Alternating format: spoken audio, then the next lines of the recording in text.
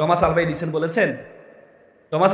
বলেছেন আমার মা যদি আমাকে ইন্সপিরেশন না দিত, আমার মা আমাকে যদি উৎসাহ উদ্দীপনা না দিত, এক মায়ের তার বইয়ের উপরে কাবার এসে লিখেছে মায়ের একটা ছেলে জীবনের শুরুতে ছিল গর্দভ, এক মায়ের ইন্সপিরেশন পেয়ে সে হয়েছে একজন সফল ব্যক্তি। আপনার সন্তানের মধ্যে একটা আগুন আছে, সে আগুনটা বের করেন। আপনার সন্তানের মধ্যে একটা আগুন আছে, সে আগুনটা এই আজকে যত বাল্ব দেখতে পাচ্ছ না তোমরা, বাল্ব আবিষ্কার করেছে কে? Thomas Alva Edison. ছোটবেলা কি করতো সে? মুরগির খোয়ারে ঢুকে যেত, বলতে মুরগি খোয়ারে ঢুকে সে মুরগি যেত তা দেয়, আমিও ডিম তা দিব, দেখি বাচ্চা হয় কিনা। মানে কোনো ছোট পক যেখানে পাবে সেখানে ঢুকে যেত সে। তো স্কুল কর্তৃপক্ষ তার মাকে একটা চিঠিতে লিখে দিয়েছে যে আপনার ছেলের মতো গর্দভ স্টুডেন্ট এই স্কুলে রাখলে স্কুলে অন্য শিক্ষার্থীরা নষ্ট হয়ে যাচ্ছে। তো পরে মা নিয়ে আসার পরে মা ছেলে জিজ্ঞেস করলে, আচ্ছা মা স্যারে কি লিখেছে চিঠির মধ্যে? বলছে লিখেছে তুমি যে মেধাবী অন্য শিক্ষার্থীরা তোমার সাথে টিকতে পারছে না, এই জন্য এই স্কুল তোমার জন্য যোগ্য না, এই জন্য স্যার বলেছে সম্মান সহিত যেন তোমাকে নিয়ে আসি। কারণ যে এত বড় স্কুল তোমাকে ভর্তি করছে সেই স্কুল তোমার জন্য যোগ্য না, তার মানে এই দেশের কোনো স্কুল তোমার জন্য যোগ্য না, তোমাকে ঘরে পড়তে হবে। তখন টমাস আলভা চিন্তা করছে আমি এত মেধাবী, আমি তো জানতাম না আমি এত মেধাবী। পরে যে টমাস আলভা এডিসন যখন বৈজ্ঞানিক হওয়ার পর তার মা মারা গিয়েছিল, আলমিরা থেকে যে চিরকুটটা বের করে, চিরকুটে লেখা আছে এই গর্দভ স্টুডেন্ট এই স্কুলের জন্য যোগ্য না। টমাস আলভা এডিসন সেদিন চোখের পানি ফেলে দিয়েছে। একটা ছোট্ট ছেলে এত বড় স্বপ্ন যদি দেখতে পারে, তাহলে তুমি বগুড়ার মতো একটা রিচ, যাকে উত্তরবঙ্গের প্রবেশদ্বার বলা হয়, সেই বগুড়ার মতো অঞ্চলে থেকে তুমি কেন বাংলাদেশকে নেতৃত্ব, বিশ্বকে নেতৃত্ব দেওয়ার স্বপ্ন তুমি দেখবা না? মোদী সাহেব বিজয় দিবসের শুভেচ্ছা জানিয়েছেন, কিন্তু আমাদের দেশকে জানান নাই। ওনারা মনে করছেন ওনারা বিজয় দিবস পালন করছেন, যে বিজয় দিবস নাকি ওনাদের দেশ। মানে 1971 সালে যে স্বাধীনতা আমরা অর্জন করেছি, সেই স্বাধীনতা নাকি ভারত পাকিস্তান যুদ্ধ হয়েছে, বাংলাদেশের সাথে যুদ্ধ হয়নি। ওনাদের মনে রাখতে হবে যে বাঙালি যে অঞ্চল, এই যে বঙ্গ এই অঞ্চল, বাংলা এই অঞ্চল, আমরা কখনো আমাদেরকে বলে বাতিসি ভিত্তি বলে, আমাদেরকে এই অঞ্চলকে বলা হয় ফাইয়েন বলেছেন যে বাতিসি ভিত্তি মানে হচ্ছে যারা কখনো কারো অধীনস্থ থাকতে পছন্দ করে না। সুন্দরবনের গোল পাতা গাছ, সেই গাছটা দেখবা যত জলোচ্ছ্বাস আসে, যত ঝড় আসে, এই গাছটা নুয়ে পড়ে, আবার জলোচ্ছ্বাস ঝড় চলে যাওয়ার পর আবার দাঁড়িয়ে যায়। ঐতিহাসিকভাবে দেখেছে এই যে বাংলার যে অঞ্চল, এই অঞ্চলে দিল্লির যত রাজত্ব আসছিল তারা বাংলাকে দখল করতে দিল্লি যাওয়ার পথেই শুনে বাংলা আবার স্বাধীন হয়ে গেছে। সে স্বাধীন বাংলাদেশের আমরা নাকি ভারতের সহযোগিতা নাকি স্বাধীনতা লাভ করেছি। আমরা কি ভারতের সহযোগিতা স্বাধীনতা লাভ করেছি? 9 মাস আমরা যুদ্ধ করেছি। যখন আমরা জয়লাভ করব এমন একটা ভাবসাব আসছে, তখন 3 ডিসেম্বর ওনারা মানে বুঝাইলেন যে আমরা আপনাদেরকে সহযোগিতা করতে আসছি, এরপর 16 ডিসেম্বর নাকি স্বাধীন হয়ে গেছে। এমনি এত সহজ বলে যে একজন শুয়ে মারা যাচ্ছে, আরেকজন কি লাস্টে দিয়ে কি মানে শুয়ে পড়ছে, আরেকজন এসে কিলে দিছে, বলে যে আমি তো তাকে মারছি, কিন্তু সে তো অলরেডি শুয়ে পড়েছে। আমরা যারা আমাদের পূর্বপুরুষরা, ওনারা যখন আমাদের দেশটাকে পাকিস্তান থেকে স্বাধীন করে ফেলছেন, লাস্ট টাইমে ওনারা 3 ডিসেম্বর ওনারা আমাদের সহযোগিতা করে, ওনারা বলেছে ওনারা নাকি, আমি মনে করি ওনারা সহযোগিতা না করলেও পাকিস্তান থেকে বাংলাদেশ স্বাধীন হতো। আমরা 24 বছর পাকিস্তানের দাসত্ব মেনে নিই নাই, আমরা 54 বছর ভারতের দাসত্ব মেনে নিই নাই। আমরা পাকিস্তানত্ব, ভারতত্ব সব তত্ত্ব বাদ দিয়ে এখন আমরা বাংলাদেশের ওন করি ইনশাল্লাহ। তো সুতরাং ওনারা এই জন্য 16 ডিসেম্বর আমাদের জেনারেল ওসমানী সর্বাধুনী, ওনার কাছে জেনারেল নিয়াজি আত্মসমর্পণ করার কথা, ওনাকে আত্মসমর্পণ করতে দেন নাই। ওনাদের যে জেনারেল অরোরার কাছে আত্মসমর্পণ করেছেন। জেনারেল নিয়াজি কি বলে, আমাদের জেনারেল ওসমানীকে আত্মসমর্পণ করতে দেয় নাই। তো সুতরাং এই বগুড়ার তোমাদের সন্তান স্বাধীনতার ঘোষণা দিয়েছে ইনশাল্লাহ। এই 24-এ আমরা কারো সহযোগিতায় আমরা এই দেশকে নতুনভাবে আমরা প্রকাশ করতে কারো সহযোগিতা লাগে নাই। এই তরুণ প্রজন্ম, আমাদের জেনজি যাদেরকে আমরা একসময় বলতাম যে ফার্মের মুরগি, এরা পাবজি খেলে, গেমস খেলে, কিন্তু সে জেনজিরা স্লোগান দিয়েছে বুকের মধ্যে অনেক ঝড়, বুক পেতেছি গুলি কর। সে জেনজিরা আবার নতুন করে ভারতের 54 বছরের শাসন থেকে আমাদেরকে স্বাধীন করেছে। আমি রেটিনাকে অসংখ্য ধন্যবাদ জানাচ্ছি। চাইনিজরা একটা কথা বলে থাকেন যে তুমি যদি 1 বছরের ফলাফল চাও তাহলে তুমি মাছ চাষ করো, তুমি যদি 10 বছরের ফলাফল চাও তাহলে তুমি গাছ রোপণ করো, আর তুমি যদি 100 বছরের ফলাফল চাও তাহলে তুমি মানুষ চাষ করো। আজকে মানুষ চাষ করার জন্য, তোমাদেরকে মেধাকে শানিত করার জন্য, এই যে চমৎকার একটা ক্যারিয়ার গাইডলাইন প্রোগ্রাম আয়োজন করেছে, আমরা একটা করতালির মাধ্যমে তাদেরকে অভিবাদন জানাই। আমি তোমাদেরকে 3টি ডি এর কথা বলবো। কয়টা ডি? 3টি D. D for dream, D for discover and D for do. D for dream, প্রথম যে ডি সেটা হচ্ছে ডি ফর ড্রিম। তোমাকে স্বপ্ন দেখতে হবে বড়। বলা হয় তাকে মানুষ তার স্বপ্নের আয়তন যত বড় মানুষ তত বড়। আজকে তুমি যদি মনে করো তুমি বগুড়ায় একটা থানায় তুমি জন্মগ্রহণ করেছো, তোমার দ্বারা কি বিশ্ব নেতৃত্ব দেওয়া সম্ভব, এই চিন্তাটা তোমার সবচেয়ে বড় ভুল ধারণা। আজকে মনে রাখবা পৃথিবীটা একটা বিশ্ব গ্রামে পরিণত হয়েছে। You are global citizen, you have to think beyond Bangladeshi border. আমাদের একজন পোস্টার বয় আছেন সারা বিশ্বে সবচেয়ে বেশি পরিচিত, আজকে আমাদের দেশের প্রধান বর্তমানে ডক্টর মোহাম্মদ ইউনূস। ডক্টর মোহাম্মদ ইউনূস বাংলাদেশের প্রধান হয়ে উনি সম্মানিত হয়েছে নাকি আমরা সম্মানিত হয়েছি? বলতো কে সম্মানিত হয়েছে? আমরা সম্মানিত হয়েছি। ডক্টর মোহাম্মদ ইউনূসকে 2012 সালে স্কটল্যান্ড গ্লাসগো কানাডিয়ান ইউনিভার্সিটি ওনাকে ভিসি বানিয়েছেন, একটা পাবলিক ইউনিভার্সিটি। সেই ইউনিভার্সিটির সংবিধানে আছে যে ইংল্যান্ডের নাগরিক না হলে সে ভিসি হতে পারবে না। শুধুমাত্র ডক্টর মোহাম্মদ ইউনূসকে প্রধান বানানোর জন্য ওনারা সংবিধান পরিবর্তন করে ওনাকে ভিসি বানিয়েছেন। 105টি বিশ্ববিদ্যালয়, 33টি দেশে ওনাকে নিয়ে গবেষণা করা হয়, ওনাকে নিয়ে পড়াশোনা করা হয়। উনি পৃথিবীর সবচেয়ে বৃহৎ 3টি পুরস্কার, এক হচ্ছে নোবেল পুরস্কার, আমেরিকান প্রেসিডেন্সিয়াল অ্যাওয়ার্ড এবং ইংল্যান্ডের সবচেয়ে বড় অ্যাওয়ার্ড, 3টি অ্যাওয়ার্ড পেয়েছেন। পৃথিবীর মাত্র 12 জন মানুষ এই অ্যাওয়ার্ডটি পেয়েছেন, মাত্র 12 জন মানুষ। ওনাকে যেন আমেরিকা এক সাংবাদিক প্রশ্ন করেছিলেন, আচ্ছা আপনি তো সবসময় বিশ্বব্যাংক নিয়ে কথা বলেন, যদি আপনাকে বিশ্বব্যাংকের প্রধান বানানো হয় তাহলে আপনি কি করবেন? উনি বললেন আমাকে যদি বিশ্বব্যাংকের প্রধান বানানো হয় তাহলে আমি বিশ্বব্যাংকের যে সদর দপ্তর এটা আমি ঢাকাতে নিয়ে আসবো। তো বললো যে আপনি ঢাকাতে নিয়ে আসবেন কেন? বলতে ঢাকাতে এই জন্য নিয়ে আসবো, বিশ্বব্যাংকে চাকরি করে 5,000 লোক, আমি যখন ঢাকাতে নিয়ে আসবো সে 5,000 মধ্যে যারা শুধু চাকরির জন্য চাকরি করে, মানে পার্শ্ববর্তী অফিস আছে এই জন্য চাকরি করে, ডেডিকেশন নাই, এমন 3-4 হাজার লোক চাকরি ছেড়ে দিবে, তারা ঢাকাতে আসতে চাইবে না।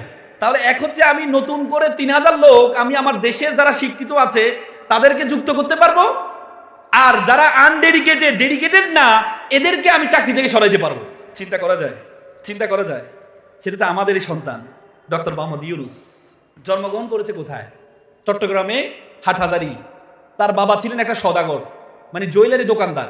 আমি কয়েকদিন আগে আফ্রিকা গিয়েছিলাম, আফ্রিকার রুয়ান্ডা, পূর্ব আফ্রিকার একটা দেশ রুয়ান্ডা। রুয়ান্ডাকে বলে হিডেন প্যারাডাইস অফ আফ্রিকা, মানে আফ্রিকার সবচেয়ে সুপ্ত জান্নাত বলা হয়। খ্রিস্টান রাষ্ট্র, ছোট্ট একটি রাষ্ট্র, হাজার পাহাড়ের রাষ্ট্র। সে রাষ্ট্রে আমি যখন বাংলাদেশ পরিচয় দিলাম তারা ভালোভাবে চিনতে পারছে না, কিন্তু আমি যখন ডক্টর মোহাম্মদ ইউনূসের কথা বললাম সাথে সাথে ওনাকে চিনে গেল তারা। তার মানে আমাদের দেশের পোস্টার বয় ডক্টর মোহাম্মদ ইউনূস। উনি একটা গ্রাম থেকে জন্মগ্রহণ করেছেন। ওনার বাবা কি ছিলেন? তুমি যদি মনে করো তুমি বগুড়া শাহজাহানপুরে জন্মগ্রহণ করেছো, গাবতলীতে জন্মগ্রহণ করেছো, কাহারুলে জন্মগ্রহণ করেছো, তোমাকে দিয়ে পৃথিবীতে নেতৃত্ব দেওয়া সম্ভব? তোমাদের পায়ের মধ্যে একটা শিকল লাগানো আছে। একটা বাবা ছেলে চিড়িয়াখানায় গেল, চিড়িয়াখানা যাওয়ার পর দেখলো যে বড় বড় হাতি তার পায়ে চিকন শিকল লাগানো আছে, ছোট ছোট হাতি তার পায়ে চিকন শিকল লাগানো আছে। ছোট ছোট হাতি শিকলটা ছেড়ার চেষ্টা করছে আর বড় হাতিগুলো স্তব্ধ হয়ে দাঁড়িয়ে আছে। ছেলে বাবাকে জিজ্ঞেস করলো, বাবা এই যে বড় বড় হাতি এই শিকলটা টান দিলে তো ছিঁড়ে যায়, উনি ছিঁড়ছে না কেন? তখন বললো ঠিক আছে আমি একটু জিজ্ঞেস করি ছিঁড়ছে না কেন। পরে কেয়ারটেকারে জিজ্ঞেস করা হলো, কেয়ারটেকার বললো এই যে বড় বড় হাতিগুলো যখন ছোট ছিল তার পায়ে এই চিকন শিকলটা লাগানো ছিল, তখন সে ছেঁড়ার চেষ্টা করছে ছোট ছোট হাতিগুলোর মতো, তখন সে পারে নাই, তার মাথার মধ্যে সেট হয়েছে তখন যেহেতু আমি পারি নাই সুতরাং আমার দ্বারা আর পারা সম্ভব না। তোমাদের পায়ে একটা শিকল লাগানো আছে, তোমার ভাই চেষ্টা করেছে পারে নাই, তোমার বোন চেষ্টা করেছে পারে নাই, তোমার পাশের বাসার বোন চেষ্টা করেছে পারে নাই, তোমার মামা চেষ্টা করেছে পারে নাই, তোমার চাচা চেষ্টা করেছে পারে নাই ভালো ইউনিভার্সিটি ভালো মেডিকেল কলেজে ভর্তি হওয়ার, তো সুতরাং তুমিও পারবা না। তোমার মাথার মধ্যে সেট হয়ে আছে, তোমার মাথার মধ্যে সেট হয়ে আছে, সেটা চিনতে হবে তোমাকে, তোমাকে সেটা চিনতে হবে।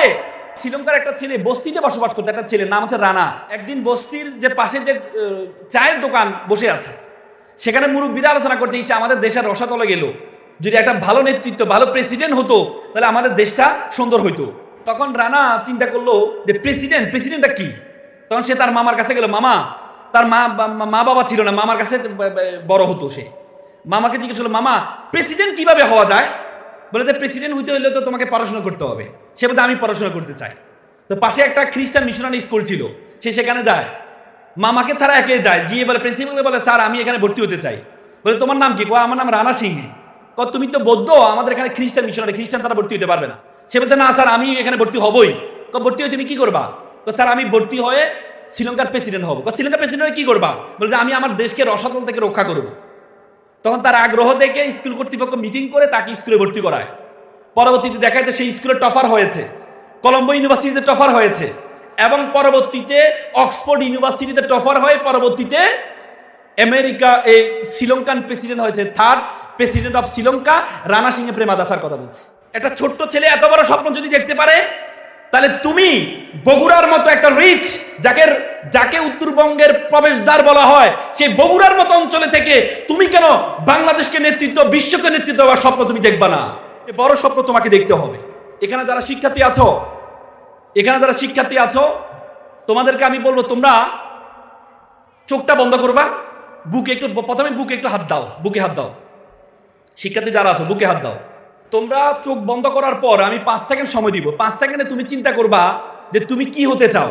মা বলেছে ডাক্তার হবে, না ডাক্তার হওয়া দরকার নেই। বাবা বলেছে ডাক্তার হওয়ার জন্য, না ডাক্তার হওয়া দরকার নেই। তোমার মনে যেটা চায়, তোমার মনে যদি চায় তুমি শিক্ষক হবা, গোলাম রাব্বানী ভাইয়ের মতো শিক্ষক হবা। তোমার মনে যদি চায় যে আমি বগুড়ার মেয়র হব, আমি বাংলাদেশের প্রধানমন্ত্রী হব, আমি দেশের মন্ত্রী হব, তাহলে সেটা তোমার মনে যেটা চায়। যদি বলা হয় আমি একটা বড় ব্যবসায়ী হবে, মনে চায়, তোমার বাবা ব্যবসায়ী, তোমাকে ব্যবসায়ী হওয়ার দরকার নেই। ডক্টর মোহাম্মদ ইউনূসের বাবা ব্যবসায়ী ছিলেন, তিনি ব্যবসায়ী হন নাই।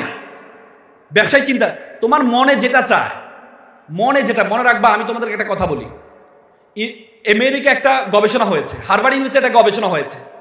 তারা 1500 জন নিয়ে একটা গবেষণা করেছে। 1500 জনকে জিজ্ঞেস করেছে, আচ্ছা তোমরা কি টাকার জন্য পড়ো নাকি ভালো লাগে এই জন্য পড়ো? আবার যারা চাকরিজীবী তাদেরকে বলেছে তোমরা কি টাকার জন্য চাকরি করো নাকি ভালো লাগে এই জন্য করো? তাদের মধ্যে 1300 জন বলেছে টাকার জন্য করি, আর 200 জন বলেছে ভালো লাগে এই জন্য চাকরি করি। পরে দেখা গেছে 30 বছর পরে যারা বলেছে আমরা ভালো লাগে তাই করি, তারা যারা বলেছে আমরা টাকার জন্য করি, তাদের চেয়ে প্রায় 10 গুণ বেশি সফল হয়েছে এবং এক একটা কোম্পানির এমডি, সিইও প্রদান হয়েছে। সুতরাং মনে যদি ভালো লাগে সেটা করবা। মনে যদি চায়, তোমার মন যদি বলে যে আমি এটা হতে চাই, এখানে অভিভাবকরা আছেন, সন্তানকে কোনো কিছু চাপিয়ে দিবেন না। একবার বনের রাজা সিংহ, সে তার যত প্রাণী আছে বনে, সকল প্রাণীকে নিয়ে একটা প্রতিযোগিতা আয়োজন করলো। প্রতিযোগিতা কি? শিশুদেরকে নিয়ে। তো সিংহ তার ছেলেকে বলে, বাবা প্রত্যেকটা প্রতিযোগিতা তোমাকে ফার্স্ট হইতে হবে, যেহেতু তোমার বাবা বনের রাজা। তোমার বাবা কি বনের রাজা? তো সে বলল ঠিক আছে বাবা। তো প্রথম প্রতিযোগিতা হচ্ছে সাঁতার প্রতিযোগিতা। দেখা গেল বাঘের ছেলেকে পিছনে ফেলে, সিংহর ছেলেকে পিছনে ফেলে কুমিরের ছেলে ফার্স্ট হয়েছে, আর সিংহর ছেলে সবার লাস্ট হয়েছে। সিংহ তো মেজাজ খারাপ, আমার ছেলে সবার লাস্ট হইলো। পরে ছেলেকে ডাকলো, বাবা দ্বিতীয় প্রতিযোগিতা তুমি যদি ফার্স্ট না হও তাহলে তোমাকে আমি ত্যায্য করে দিব, তোমার মতো সন্তান আমার আর দরকার নেই। দ্বিতীয় প্রতিযোগিতা কি? উড়ার প্রতিযোগিতা। দেখা গেল উড়ার প্রতিযোগিতায় বাঘের ছেলেকে পিছনে ফেলে, সিংহর ছেলেকে পিছনে ফেলে বানরের ছেলে ফার্স্ট হয়েছে, আর সিংহর ছেলে সবার লাস্ট। সিংহ তার ছেলেকে ডেকে এনে ত্যায্য করে দিয়ে, তোর মতো ছেলে আমার আর দরকার নেই। আপনি কি মনে করেন সিংহের কাজ কি সাঁতার কাটা, উড়া? না। আপনি যদি মনে করেন পাশের ভাবি মেয়েটা ভালো নাচতে পারে, আমার মেয়েকে নাচে ফার্স্ট হইতে হবে। পাশের মেয়েটা গান গাইতে পারে, আমার মেয়েকে গান গাইতে হবে। পাশের মেয়েটা জুডুতে মানে ক্যারাটিতে ফার্স্ট, আমার মেয়েকে হইতে হবে। পাশের মেয়েটা ক্লাসে ফার্স্ট হয়েছে, আমার মেয়েকে ফার্স্ট হইতে হবে। না, আপনার মেয়েকে আল্লাহ তাআলা একটা স্পেশালিটি দিয়েছে, একটা স্পেশাল নলেজ দিয়েছে। সে স্পেশাল নলেজ পর্যন্ত যেতে পারে নাই বলেই আমরা মনে করি আমাকে অনর্থক সৃষ্টি করেছে। মিস্টার বিন নাম শুনেছ না তোমরা? মিস্টার বিন অক্সফোর্ডের ছাত্র ছিল, তার খুব স্বপ্ন সে নাটিকা করবে। অক্সফোর্ড থিয়েটারে গিয়ে ভর্তি হয়েছে। অক্সফোর্ড থিয়েটার তাকে একটা ডায়লগ দেয়, সে ডায়লগ বলতে পারে না, কারণ তার মুখে জড়তা ছিল, ডায়লগ দিতে পারে না। তো বললো যে তুমি যদি ডায়লগ না দিতে পারো তাহলে তো তুমি নাটক করতে পারবো না, তাকে বের করে দেয়। পরে মিস্টার বিন চিন্তা করলো, আমি যদি ডায়লগ দিতে পারি নাই, আমাকে থিয়েটার থেকে বের করে দিয়েছে, আমি এমন একটা অভিনয় দেখিয়ে দিব যে অভিনয় কোনো ডায়লগ দিতে হবে না। দেখা গেছে মাত্র 3 বছরের মাথায় মিস্টার বিন অভিনয় করে এত নন্দিত হয়েছে, অক্সফোর্ড থিয়েটার তাকে নিয়ে পুরস্কৃত করেছে। মিস্টার বিন যদি চিন্তা করতো কথা বলতে পারি না ভালো, মুখে জড়তা আছে, তো সুতরাং এই জীবন রেখে লাভ নেই, নাটক যদি করতে পারবো না জীবন রেখে লাভ নেই, মনে রাখবা, আল্লাহ তাআলা প্রত্যেককে দুঃখ কষ্টের মধ্যে আল্লাহ তাআলা আমাদেরকে দুনিয়াতে কেন পাঠিয়েছে বলো তো? হ্যাঁ, পরীক্ষার জন্য। আমরা কিন্তু জান্নাতে ছিলাম, ঠিক না? আমরা কিন্তু জান্নাতে ছিলাম, জান্নাত থেকে শাস্তি স্বরূপ আমাদেরকে পৃথিবীতে পাঠানো হয়েছে। যে বলেছে গাছের ফল খেও না, আদম আলাইহিস সালাম খেয়েছে, পরে শাস্তি স্বরূপ জান্নাত থেকে বের করে দিয়ে পৃথিবীতে পাঠানো, তার মানে শাস্তি স্বরূপ। যে পৃথিবীতে আসছি আমরা শাস্তি স্বরূপ, ওই পৃথিবীতে সবকিছু ভালো পেটে মিলে যাবে? আল্লাহ তাআলা বলেছে লাকাদ খালাকনাল ইনসানা ফিল কাবাদ, আমি তোমাকে দুঃখ কষ্ট থেকে সৃষ্টি করেছি। দুঃখ কষ্ট তোমার থাকবে, তোমার মধ্যে উইকনেস থাকবে, কিন্তু আল্লাহ তাআলা তোমার মধ্যে একটা স্ট্রেংথ আছে। মুসা আলাইহিস সালামের মুখে জড়তা ছিলেন। মুসা আলাইহিস সালাম সবসময় একটা দোয়া পড়তেন আল্লাহর কাছে, রাব্বি শাহলি সদলি ওয়া ইয়াসসিরলি আমরি ওয়াহলুল উকদাতাম বিল লিসানি। লিসান মানে জিহ্বা। হে আল্লাহ, তুমি আমার জিহ্বাকে সাবলীল করে দাও। ও আকি হারুন, আমার ভাই হারুন, সে খুব সুন্দর কথা বলতে পারে, তাকে তুমি কি করে দাও? আমার সহকারী করে দাও। আল্লাহ তাআলা মুসা আলাইহিস সালামের দোয়া কবুল করলেন, সাথে সাথে তার ভাই হারুনকে নবী বানিয়ে দিলেন। তার মানে মুসা আলাইহিস সালাম আল্লাহর একটা প্রিয় রাসূল, তারও মুখে জড়তা ছিল, তারও উইকনেস ছিল। আর আমরা ছেলে ছোটবেলা যদি কথা না বলতে পারে, ভালোর কথা না বলতে পারেন, হায় রে আল্লাহ কি ছেলে দিল আমার, কি সন্তান দিল, হতাশ হবেন না। আপনার সন্তানের মধ্যে একটা আগুন আছে, সে আগুনটা বের করেন। আপনার সন্তানের মধ্যে একটা আগুন আছে, সে আগুনটা, এই আজকে যত বাল্ব দেখতে পাচ্ছ না তোমরা, বাল্বগুলা, বাল্ব আবিষ্কার করেছে কে? Thomas Alva Edison. ছোটবেলা কি করতো সে? মুরগির খোয়ারে ঢুকে যেত, বলতে মুরগি খোয়ারে ঢুকে সে মুরগি যেত তা দেয়, আমিও ডিম তা দিব, দেখি বাচ্চা হয় কিনা। মানে কোনো ছোট পক যেখানে পাবে সেখানে ঢুকে যেত সে। তো স্কুল কর্তৃপক্ষ তার মাকে একটা চিঠিতে লিখে দিয়েছে যে আপনার ছেলের মতো গর্দভ স্টুডেন্ট এই স্কুলে রাখলে স্কুলে অন্য শিক্ষার্থীরা নষ্ট হয়ে যাচ্ছে। তো পরে মা নিয়ে আসে, নিয়ে আসার পরে মা ছেলে জিজ্ঞেস করলো, মা স্যারে কি লিখেছে চিঠির মধ্যে? বলছে লিখেছে তুমি যে মেধাবী, তুমি যে মেধাবী, অন্য অন্য শিক্ষার্থীরা তোমার সাথে টিকতে পারছে না, এই জন্য এই স্কুল তোমার জন্য যোগ্য না, এই জন্য স্যার বলেছে সম্মান সহিত যেন তোমাকে নিয়ে আসি। কারণ যে এত বড় স্কুল তোমাকে ভর্তি করেছে সেই স্কুল তোমার জন্য যোগ্য না, তার মানে এই দেশের কোনো স্কুল তোমার জন্য যোগ্য না, তোমাকে ঘরে পড়তে হবে। তখন টমাস আলভা চিন্তা করছে, আমি এত মেধাবী, আমি তো জানতাম না আমি এত মেধাবী। পরে যে টমাস আলভা এডিসন যখন বৈজ্ঞানিক হলো, বৈজ্ঞানিক হওয়ার পর তার মা মারা গিয়েছিল, আলমিরা থেকে যে চিরকুটটা বের করে, চিরকুটে লেখা আছে এই গর্দভ স্টুডেন্ট এই স্কুলের জন্য যোগ্য না। টমাস আলভা এডিসন সেদিন চোখের পানি ফেলে দিয়েছে। টমাস আলভা এডিসন বলেছেন, আমার মা যদি আমাকে ইন্সপিরেশন না দিত, আমার মা আমাকে যদি উৎসাহ উদ্দীপনা না দিত, এক মায়ের তার বইয়ের উপরে কাবার এসে লিখেছে মায়ের একটা ছেলে জীবনের শুরুতে ছিল গর্দভ, এক মায়ের ইন্সপিরেশন পেয়ে সে হয়েছে একজন সফল ব্যক্তি। শুধুমাত্র মায়ের ইন্সপিরেশন, বাবার ইন্সপিরেশন। এই জন্য সন্তানকে হতাশ করবে না কখনো। সন্তানের আগুনটা বের করুন। সন্তান আগুনটা বের করার দায়িত্ব আমার আর আপনার। আপনি যদি সন্তানের আগুনটা বের করতে পারেন তাহলে মনে করবেন আল্লাহ তাআলা কোরআনে বলেছে হুয়াল্লাযী খালাকালাকুম মা ফিল আরদি জামিআ। আল্লাহ তাআলা বলেছে ওয়ামা খালাকনাস সামা ওয়াল আরদা, এই আসমান এবং জমিনে যা কিছু আছে, ওয়ামা বাইনাহুমা বাতিলান, আমি কোনো কিছু অনর্থক বানাইনি। আমি কোনো কিছু অনর্থক বানাই নাই। তোমাকে আমাকে আল্লাহ তাআলা অনর্থক বানায় নাই। আল্লাহ তাআলা তোমাকে আমাকে বলেছেন কুনতুম খায়রা উম্মাত, you are the noblest nation, you are the best nation. তুমি সৃষ্টির সেরা জীব। এই সৃষ্টি জগতে যা কিছু আছে আল্লাহ তাআলা বলেছে হুয়াল্লাযী খালাকালাকুম মা ফিল আরদি জামিআ, এই বিশ্ব জগতে যা কিছু আছে সবকিছু আমি তোমার জন্য সৃষ্টি করেছি। সবকিছু আমি তোমার জন্য সৃষ্টি করেছি। যে চাঁদ আমরা দেখতে পাই, চাঁদ একটা আমাদের উপগ্রহ না? চাঁদ, এই চাঁদ কার জন্য সৃষ্টি করেছে জানেন? আল্লাহ তাআলার সবচেয়ে প্রিয় মানুষের জন্য। তোমরা দেখবা চাঁদের মধ্যে বড় বড় গর্ত আছে, দেখেছো তোমরা? জুম করে একটু দেখো, কিসের গর্ত জানো? আমাদের পৃথিবীর দিকে বিভিন্ন উল্কাপিণ্ডগুলো বিভিন্ন গ্রহ থেকে ছুটে আসে। চাঁদ আমাদের পৃথিবীর চারদিকে ঘুরে সেই উল্কাপিণ্ডগুলোকে ঠেকায়, নিজের গায়ে নেয়। কারণ আল্লাহ তাআলার সবচেয়ে প্রিয় পৃথিবীর এই মানুষগুলো, তাদের যেন কোনো ক্ষতি না হয়, তাদের জন্য যেন ক্ষতি না হয়। সে চাঁদ তোমাদের জন্য আমাদের জন্য সৃষ্টি করেছেন।